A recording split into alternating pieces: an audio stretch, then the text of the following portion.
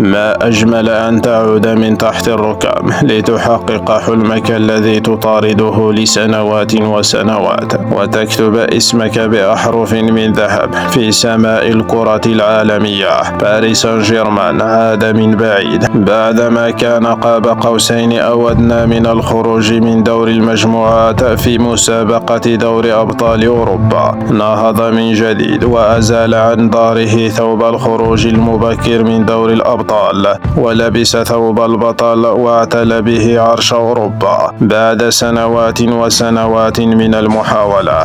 المدرب الإسباني لويس إنريكي قاد النادي الباريسي إلى تحقيق دور الأبطال لأول مرة في تاريخه بعد خماسية مذلة في مرمى أسياد الدفاع على ملعب أليانز أرينا على الأراضي الألمانية، ليسكت أفواه المنتقدين والمشوجين، وأظهر للعالم أن هذا الجيل لباريس سان جيرمان قادر على تحقيق الكثير مستقبلا في ساحة الكرة العالمية. ولا ننسى ما فعله المغربي أشرف حكيمي الذي دخل التاريخ من أوسع أبوابه، وأصبح أول لاعب مغربي يسجل في نهائي دوري أبطال أوروبا. فهل يستطيع نادي العاصمة الفرنسية مواصلة عروضه القوية في كأس العالم للأندية؟